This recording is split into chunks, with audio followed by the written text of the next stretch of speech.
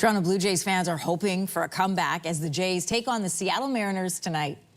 So my hope is we go in, take 3 from there, come back home, take another one, and then have a rest day before we go to the World Series. Well, that's the Hollywood story. The Blue Jays are hoping to take Game 3 of the American League Championship Series after 2 losses to the Mariners. But the momentum and the vigor behind this season and this 2025 team brings back memories to the Blue Jays founder from the earliest days of the franchise. So we reached out to Don McDougall, former president of Labatt's Brewery and founding director of the Toronto Blue Jays. Welcome to your morning, sir. Good morning.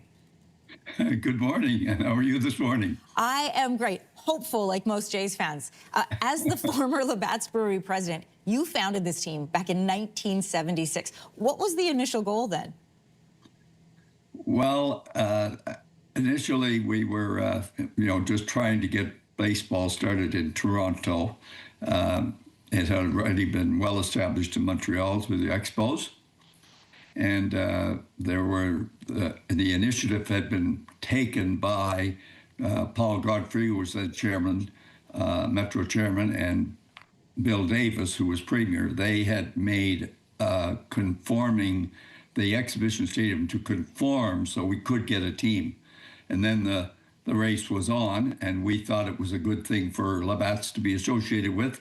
And it started really with us just wanting to associate ourselves with the group who were trying to bring baseball to Toronto. But we fell in love with the whole idea and ended up putting together a partnership with Mr. Webster and the Bank of Commerce and pursuing it ourselves, and we were successful in March of '76. A good way to sell beer and a great catch-on for fans in this city and really across the country. You know, a lot of commentators are comparing this 2025 team to the Blue Jays from the 92-93 World Series. How do you think they stand in comparison? I think there are similarities. Of course, we're very proud of the decade, 85 to 95, when the Toronto Blue Jays were the top team in baseball. And I would agree with those who talk about 92 and 93, but I really think the team looks more to me like 85 rather than 92 and 93. That was the beginning of a competitive team for 10 years. And you have to have a competitive team to have a chance.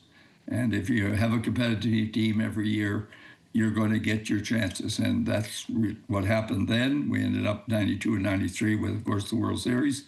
And this year, while like everyone else, we're very disappointed in the start to the Seattle series, but it is just the start. So we'll continue to be hopeful.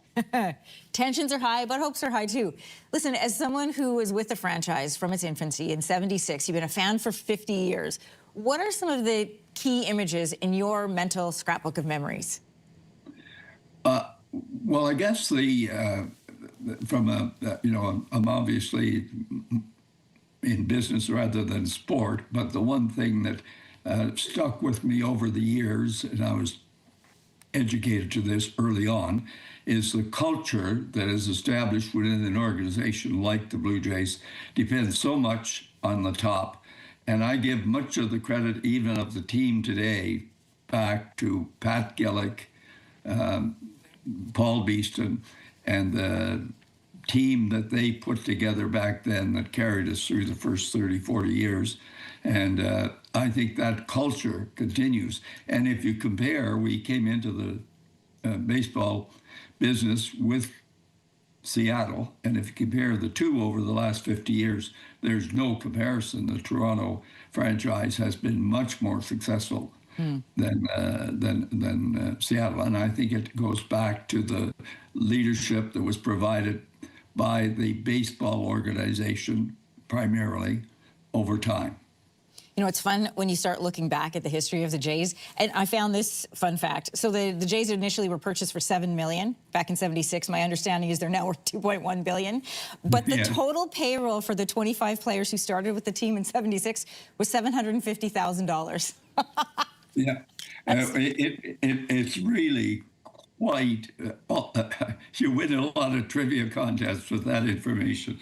And only about 10 years ago, I happened to be at a sports celebrity golf tournament, and Elvis Woods was there. And somebody asked me, "Do you remember what you paid Elvis Woods back in 1977?" And I said, "Yes, I do." And you could tell he didn't think I would. And I said, $19,000. And I thought he was going to jump over the golf cart. He said, "Don is right. That's exactly what I got." And I had to pay Canadian taxes as well on that. So those young players were started in the major leagues at 19,000. And they had to live and, travel and Wow. families and all the rest of it. Was absurd now. You can add a lot more zeros to those paychecks now. Listen, Mr. McDougall, great to chat with you today. One last question. Where do you love to watch the Jays, and where will you be watching tonight? I'm going to be watching from in front of my television because I'm at the age and stage where 3 hours with 47,000 fans would be, even if it was in Toronto, would not be my choice. I like the comfort of home, and I like to listen to Buck explain it to us. You and so many other people, you'd be a great person to watch this game with. Don McDougall, former president of Labatt's Brewery and founding director of the Toronto Blue Jays. Great to talk over memories with you today. Thanks for joining us here on Your Morning. Thank you, Anne-Marie. If you like that video, make sure to subscribe to the Your Morning YouTube feed, where you can find all kinds of new content posted every weekday morning.